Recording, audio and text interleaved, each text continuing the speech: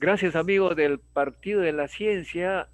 Hoy día tenemos un gran evento, es la presentación del doctor Joel Jurado Nájera de un documento muy importante, Elaboración del futuro deseable del Perú al 2040, brechas con el futuro del mundo desarrollado.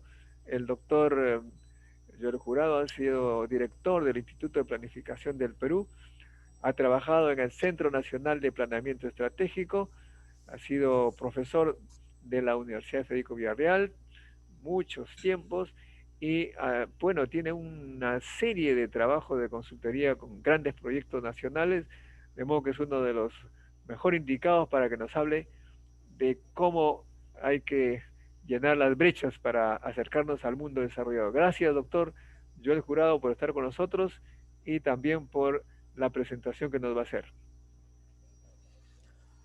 Muchas gracias, Modesto. Quería decirles que estamos encarando un momento fundacional del mundo, porque a raíz de la pandemia, prácticamente nosotros vamos a empezar de cero en muchas cosas, porque la naturaleza nos está colocando ese reto enorme de reconstruir el país, todos los países, todos los modos de producción, debido a que esa señal es evidentemente muy fuerte como para no poder atenderlo.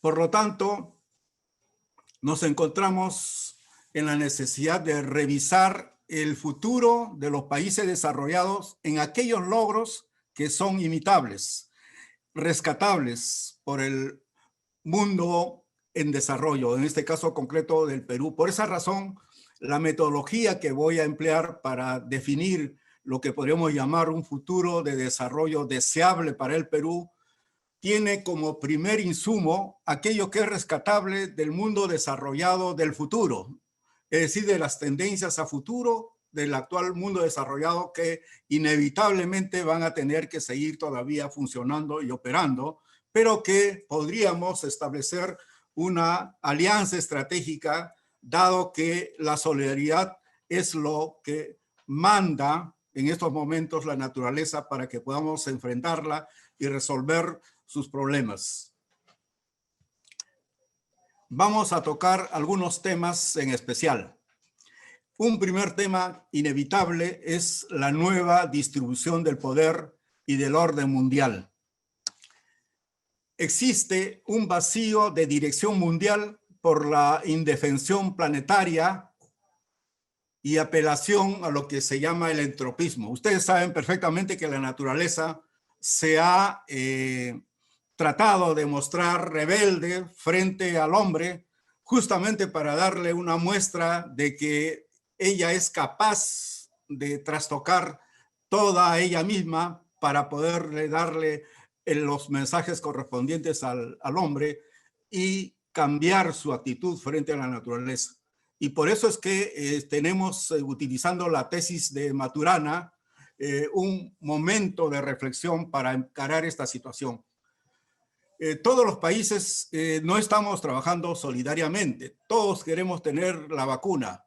En el Perú, evidentemente, nuestra mejor universidad, nuestras mejores universidades están intentándolo, especialmente la Universidad Cayetano Heredia. Y existen solamente, vamos a decir así, contribuciones parciales. El Perú, en ese proceso de debilitamiento de las relaciones, por ejemplo, ha perdido su conexión con el Brasil y ha debilitado la defensa continental de la selva. Ustedes recordarán que hace poco se ha esgrimido por el Grupo de los 20 el tratamiento de la Amazonía como patrimonio de la humanidad. Entonces, post-COVID-19, la imputación al calentamiento del planeta favorece esta tesis. Y nosotros necesitamos estar fuerte para no entrar a una solución que nos desfavorezca. Evidentemente tendrían que negociar con nosotros para establecer los términos de una nueva relación. y por eso significaría que nosotros tenemos que estar fuertes. En la competencia geopolítica va a primar el posicionamiento actual y que es básicamente el que están guiándose por lo que se llama el capitalismo de Estado. Especialmente China, Rusia, la India, Corea, Singapur y en el caso de América Latina, Brasil, modelan este tipo de administración de la economía que es mixta, tanto empresa privada como empresa estatal. Pese a que las regiones se debilitan, especialmente como el caso europeo con Brexit, en el Perú nosotros necesitamos estar fortalecidos respecto de la convicción de que tenemos recursos estratégicos que nos dan la capacidad de no estar en una situación extremadamente subordinada como la hemos estado hasta el momento por la naturaleza de los recursos que poseemos. Nosotros tenemos la posibilidad de sustentar la tercera y la cuarta revolución industrial. Tenemos todos los metales estratégicos, los minerales claves e incluso hasta el litio. Por lo tanto, el Perú, siendo un territorio de disputa internacional, geopolítica, nosotros necesitamos recuperar la fortaleza latinoamericana. Evidentemente, la bioceanidad con Brasil, que ha perdido el paso, es una necesidad que tenemos que recuperar para lograr atemperar esa subordinación en extremo que tenemos hasta el momento. De hecho, ya la China ha puesto sus pies en el Perú y está dominando la macro-región central. Y a futuro, incluso las redes más importantes de conexión férrea y lacustre van a estar prácticamente en manos del corredor tanto del norte, del centro y del sur, con lo que se llama generalmente la ruta de la seda. Y solamente para dar un ejemplo, en el caso de la macro-región central ya tenemos los yacimientos más importantes de aquí a 20 y 50 años de las Bambas, Apurímac, Toromocho, Junín, Xugán, Hierro en Nazca, con la logística correspondiente, la hidroeléctrica de Chacla en Huánuco, los puertos de Chancay y Nazca, en el caso concreto de San Nicolás, que serán con el Callao, una red de puertos hub para el mundo. Evidentemente en el puerto del Callao ya se están trabajando los proyectos de San Lorenzo y el túnel trasandino, que se conectará con el ferrocarril central y evidentemente permitirá la conexión transversal de costa, sierra y selva por la macro-región central. A futuro, las conexiones son con el tren bioceánico que parte de San Pablo en Brasil, entra por Pucallpa y evidentemente se proyecta hasta Paita. Y por el lado del sur, con el puerto de San Nicolás en Nazca, las conexiones con la bioceánica del sur, Bolivia y Brasil, son la red que ya China ha establecido para el Perú, para el presente en ejercicio y en avance y para el futuro próximo con los proyectos que se están desarrollando. Entonces, este es el nuevo orden mundial en el que el Perú ya va adentrándose sin haber hecho una capacidad de negociación con los nuevos países dominantes para poder establecer nuevos términos y aprovechar los recursos que posee. ¿Cómo vemos el futuro del Estado y por lo tanto también de la política en el mundo desarrollado y cómo estamos en el Perú como punto de partida? Evidentemente existe un predominio de los estados-nación intervencionistas y hay un debilitamiento de lo que se ha denominado el Estado transnacional de Occidente, las Naciones Unidas. Por ejemplo, en estos momentos nosotros tenemos suscrito acuerdos, les voy a decir claramente los dos más importantes acuerdos. El acuerdo de las Naciones Unidas por el que se prescribe metas al 2030 para lo que se llama el desarrollo sostenible. El acuerdo con la OIT, un acuerdo muy importante por el que los pueblos originarios deben acceder a la propiedad segura de la tierra y a los beneficios del subsuelo. Esas dos grandes compromisos que el Perú ha suscrito, sin embargo, el Perú los ha ignorado. Va incumpliendo estos acuerdos y en el Perú inclusive se dan el lujo de violentar los equilibrios de poderes que el orden internacional solía respetar, como es el caso del cierre del Congreso de la República, el avasallamiento de este poder del Estado por la reforma de los partidos políticos para asegurar la funcionalidad con el sistema presidencialista. Y generalmente los organismos internacionales han tenido que doblegarse a esta situación, convalidando los hechos concluidos o los hechos desarrollados. La tendencia a regímenes políticos autoritarios, presidencialistas y tecnoburocráticos siguen madurando la posibilidad de que en el futuro tengamos intervenciones de estados semiautoritarios.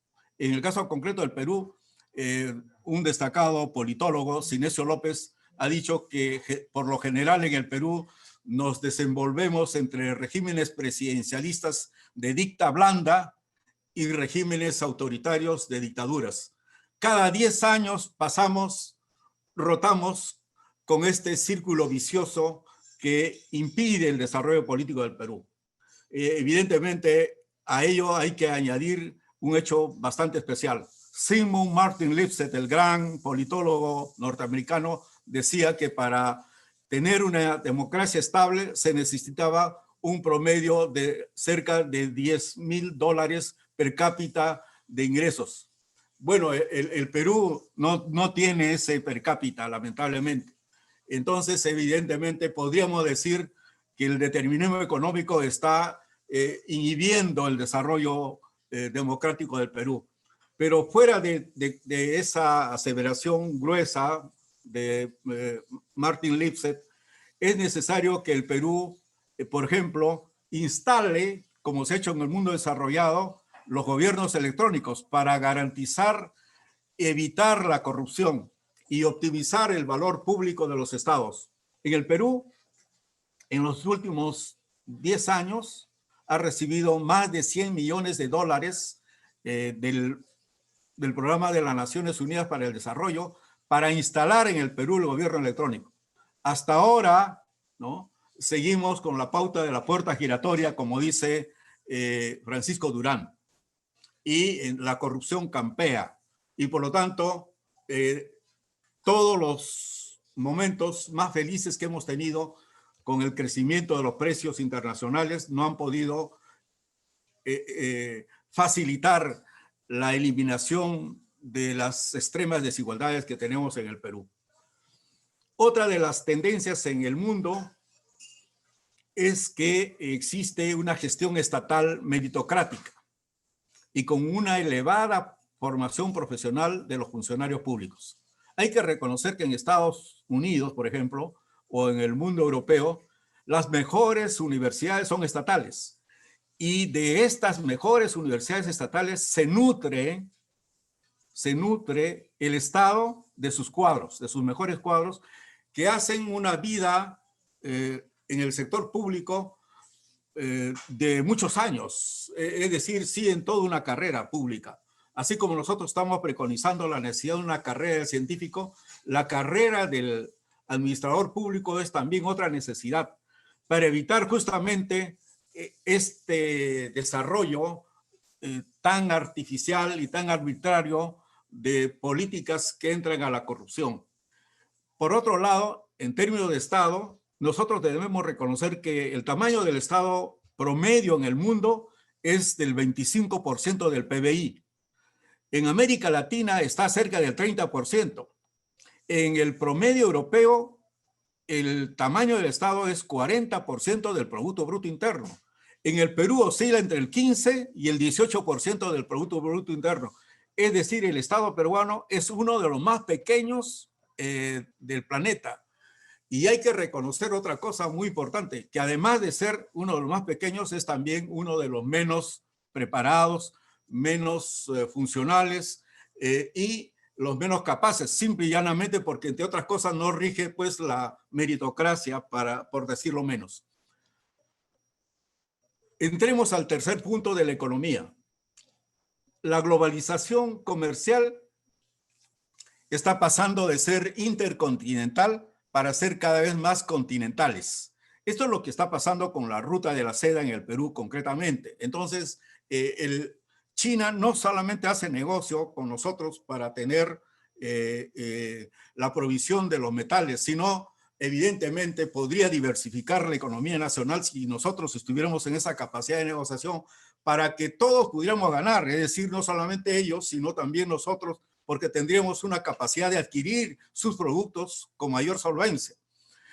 La globalización comercial en América Latina no llega al 10% del comercio mundial y el Perú menos del 1%. Tan solamente le doy un dato, en el 2019, es decir, el año pasado, las exportaciones fueron del corte de 50.000 millones de dólares y el 70% fue exportación minera. Y esta exportación, como todos sabemos, es de poco valor agregado y por lo tanto tampoco genera un efecto distributivo importante en el país. Pese a su enorme potencial para diversificar la economía, si las utilidades y los impuestos fueran aprovechados en esta dirección, es decir, la minería podría ser la solución para la diversificación productiva del Perú. Pero evidentemente la burocracia, la tecnoburocracia estatal, el centralismo estatal dilapida esos ingresos, porque incluso las grandes empresas mineras estarían dispuestas a colaborar con este esfuerzo de diversificar la producción y de modernizar la economía regional.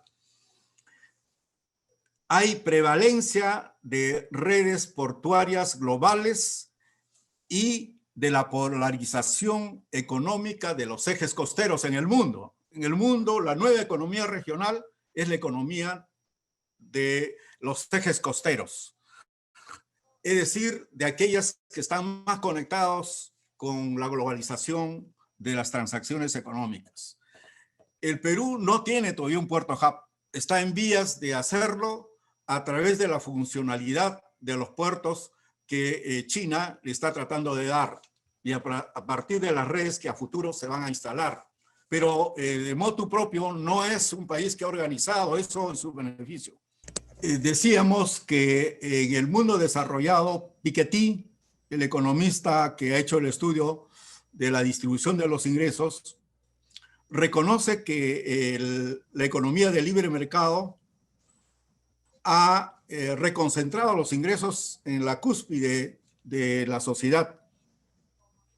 Y esto mismo, en el caso concreto del Perú, se reproduce pese a que hemos tenido un crecimiento excepcional en la última década. Es decir, desde el 2000 al 2020, fíjese, en el 2000 nuestro Producto Bruto Interno era solo de 50.000 millones de dólares. Hasta el 2019 se elevó casi 5 veces, casi a 250.000 millones de dólares. Sin embargo, la riqueza de los estratos bajos, populares, prácticamente quedó sin mayor transformación. Entonces, además subsisten los grupos de poder económico y la concentración se está dando en minería, energía, servicios financieros, construcción y comercio, como dice Bruno Seminario, y que a la vez controlan los medios de creación de opinión pública, la radio y la televisión escrita. La brecha de la distribución desigual de los ingresos y de la propiedad de la tierra se han ensanchado, como aseguran las investigaciones de Waldo Mendoza y Fernando Eguren. La desigualdad regional es mayor. Lima y el eje costero concentran más del 70% del ingreso nacional. Como vemos, entonces, el Perú ha imitado los resultados negativos del mundo desarrollado y evidentemente este sería una transformación que deberíamos hacer.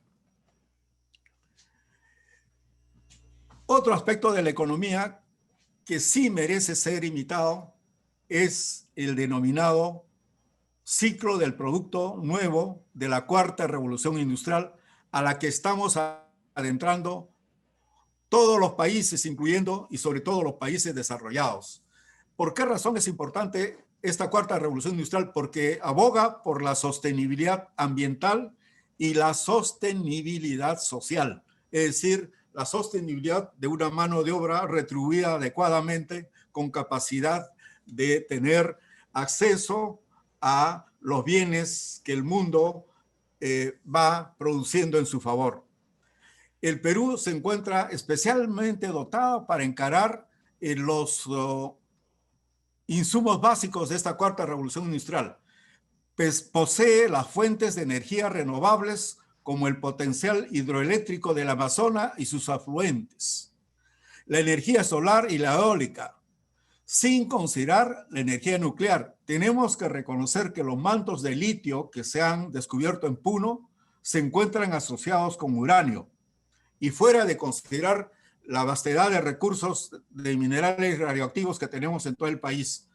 Entonces, el Perú podría transitar a de la primera a la cuarta revolución industrial por tener estos recursos naturales que son necesarios.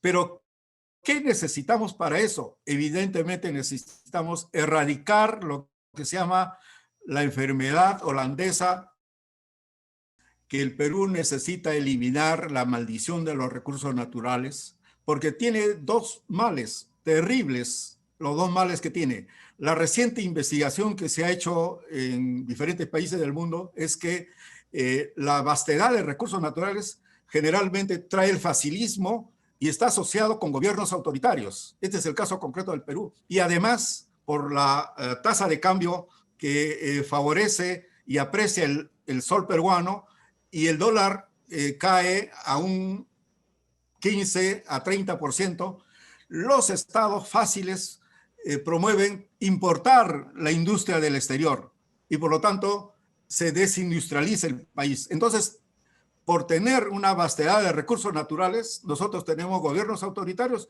y encima desindustrializantes. Y solamente eso se puede resolver con una adecuada educación del capital humano y con un cambio de economía vinculado a la diversificación productiva, que son los dos grandes retos que debe encarar el Perú con sus nuevos recursos humanos. Por eso este último capítulo, que es la educación, ciencia y tecnología, es de vital importancia. Evidentemente, en el mundo desarrollado se premia a los profesores formadores con los mejores saberes y con la mayor estabilidad. Los saberes en promedio en el mundo desarrollado fluctúan entre $5,000 y $10,000 mes. En el Perú, el promedio es de $500 y llegan máximo después de...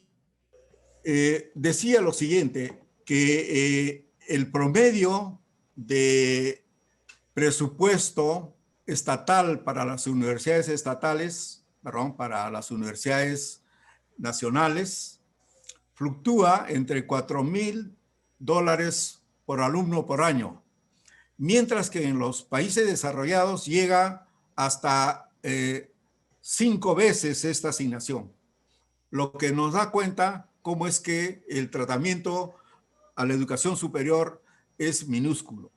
En la inversión para ciencia y tecnología, el promedio mundial, según Millennium Project, es de $1.71% del Producto Bruto Interno, el promedio mundial.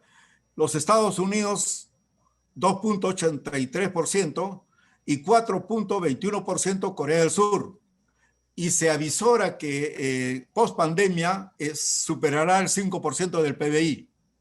En el Perú no llega a ser ni la 10ª parte o bueno, pasa un poquito a la décima parte del 1%. Y es equivalente a 3 millones de dólares anuales. Es decir, nada. Entonces, si se compara, por ejemplo, en Chile, el Parque Científico Tecnológico de Tarapacá tiene una inversión de 3.500 millones de dólares, con 4 universidades nacionales, la Católica y la Chile, y 2 universidades extranjeras de países desarrollados, con más de 200 empresas que están trabajando proyectos de base tecnológica. Ese es un país que invierte sus recursos minerales, porque ustedes saben que Tarapacá tiene la mina más importante del mundo, ¿no? Y entonces, por lo tanto, ellos están invirtiendo esos excedentes justamente en el desarrollo del futuro. En el sistema, por lo tanto, necesitamos nosotros una revolución científico-tecnológica que eleve la productividad. La productividad promedio del Perú no pasa de 10.000 dólares. Y la productividad del mundo desarrollado está entre 80.000 y 100.000 dólares. Es decir, nosotros debemos producir con la ciencia y la tecnología, con la revolución científica y tecnológica, en un plazo relativamente mediano, a lo más de una generación, una elevación a lo menos de 20 o 30%, es decir, pasar de una productividad promedio de 10.000 a lo menos a 30.000 dólares o a 50.000 dólares, porque tenemos la vastedad de los recursos naturales. ¿Qué nos está faltando? Capital humano, que significan dos cosas, ¿tá? No solamente significa la alta preparación que existe entre los peruanos. Los peruanos que estamos repartidos en el mundo lo tenemos suficientemente, pero necesitamos también una cierta actitud en el peruano para saberse que es factible de desarrollar su país, incluyendo por eso a la misma clase política. El Partido de la Ciencia, evidentemente, está interesado en acometer esta tarea. Finalmente, hay un aspecto que quizás sea también trascendental, el aspecto justamente de la personalidad básica del poblador de los países desarrollados es que generalmente tienen una alta formación educativa y es multilingüe y mayoritariamente se encuentra en las carreras técnicas y las ingenierías. Más del 65% de la fuerza laboral de las empresas más competitivas tienen una composición basada en profesionales de las ciencias y las tecnologías. En el Perú el promedio educativo es de 9 años todavía, ¿no? La secundaria tiene una elevada deserción, cerca del 20%, y solamente egresan alrededor del 16% del total de profesiones como ingenieros, como médicos, como tecnólogos, como científicos de base.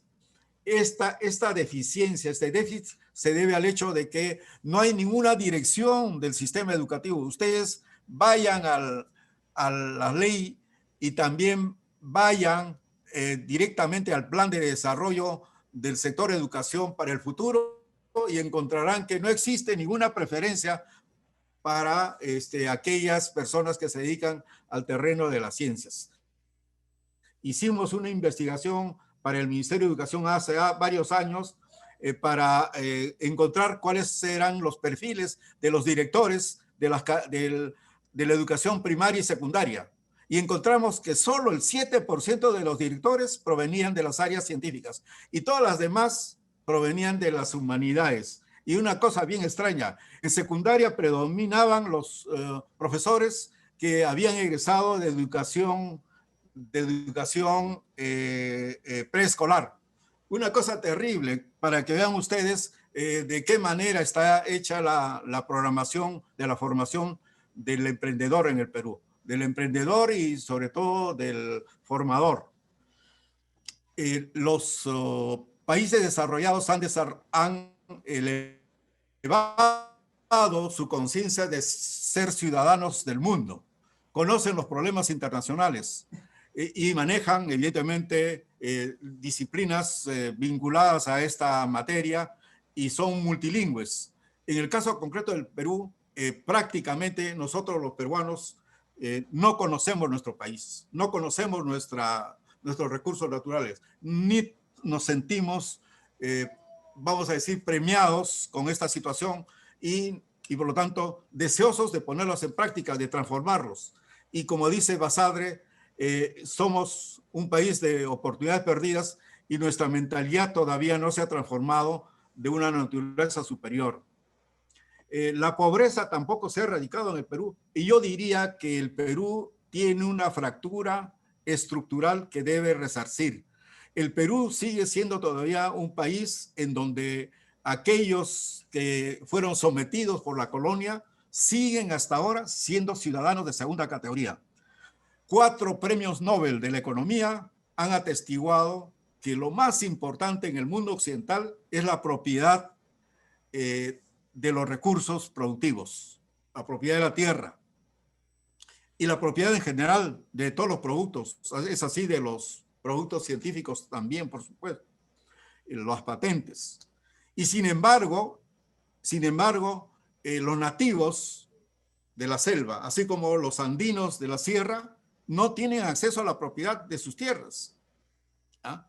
Propiedad segura, propiedad que le dé derecho incluso a lo que podríamos llamar el subsuelo. Y por lo tanto, evidentemente, están castrados de poder desarrollarse como cualquier ciudadano común y corriente del mundo, es decir, tener la factibilidad de acceder al crédito y poder ser un empresario, ¿por qué no? Como lo es, por ejemplo, en Canadá, en los mismos Estados Unidos, en donde los Pieles Rojas, no sé, los Cheyenne, etcétera, pueden administrar pozos petroleros o en el caso concreto de Canadá, tener transnacionales de la explotación de la madera.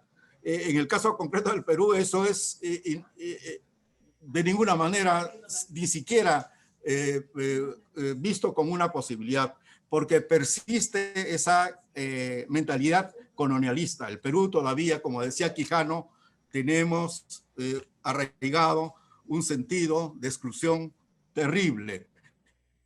Y por eso que nosotros no hemos resuelto todavía el problema del encuentro nacional, que creo que es el gran drama de la persona y la sociedad peruana.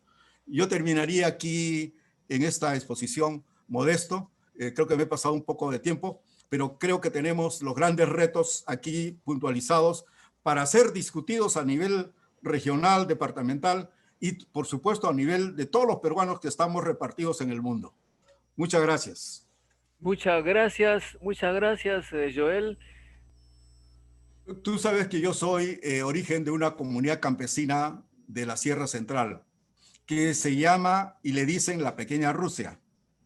¿Por qué razón? Porque lo fundó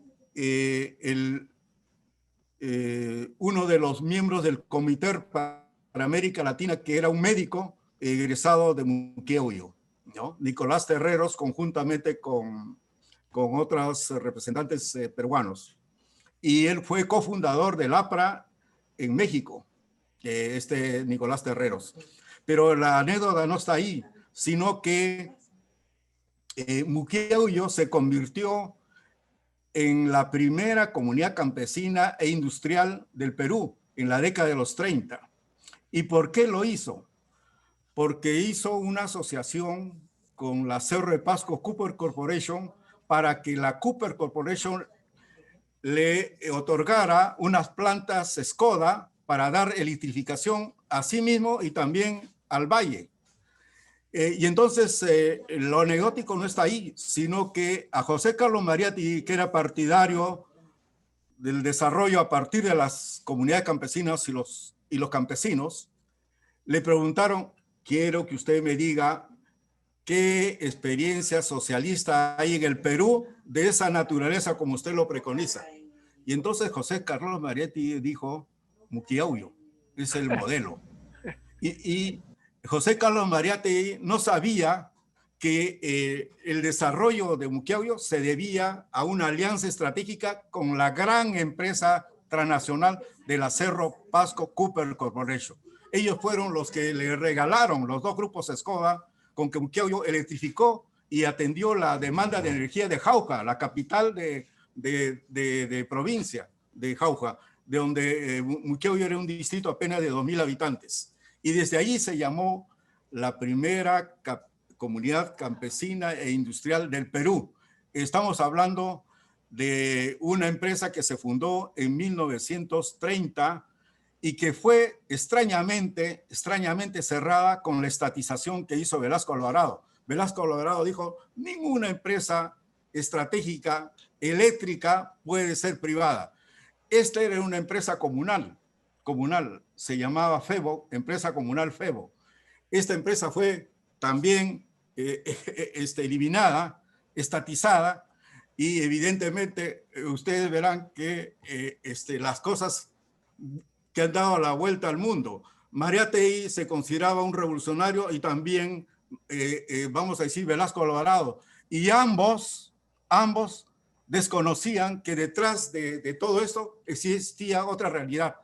Estamos justamente en un momento fundacional por el cual tenemos que darnos la mano todos. Nosotros no podríamos salir del atraso si es que las grandes empresas transnacionales mineras no se convierten también en aliados para lo que podríamos llamar el mejoramiento de la calidad instruccional del peruano y la diversificación productiva. Yo he visto en Ancash, tu tierra, que la empresa minera de explotación del oro de Misquichilca puso el mejor colegio de Ancash en una comunidad cercana a Huaraz. Todos los huaracinos, la clase media ascendente de Huaraz, ponía a sus hijos en esa escuela, porque tenían los mejores profesores. Y los empresarios mineros decíamos, lo que mejor podemos hacer, porque el Estado no se mete en eso, es que nosotros hagamos nuestro colegio, lo financiemos nosotros.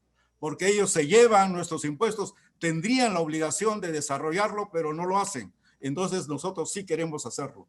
Y esa empresa es una empresa líder. Todas las empresas actuales tienen la noción de que el mundo desarrollado, la situación de la pandemia nos exige una colaboración de otra naturaleza distinta, muy parecida a la que hizo la Cerro de Pasco con Muqueuyo y que le dotó a esa comunidad. Fíjese, esa comunidad de 2.000 habitantes tuvo colegio primario, colegio secundario y un instituto de medicina de altura como universidad. Aquí termino con la anécdota. Muy bien, muy interesante tus experiencias. Puede ser controversial para los extremistas. Ok, bueno, esto ha sido pues Joel Jurado, usted ya lo conocen, pero ha sido un gran placer escucharlo. Espero que aprovechen sus enseñanzas y tomen el camino del partido de la ciencia, porque como todo el mundo dice ahora, sin ciencia no hay futuro. Y podríamos decir entonces, el futuro se hará con el partido de la ciencia. Gracias, Joel. Gracias amigos. Modesto. Será hasta un próximo encuentro con la ciencia. Chao. Hasta pronto.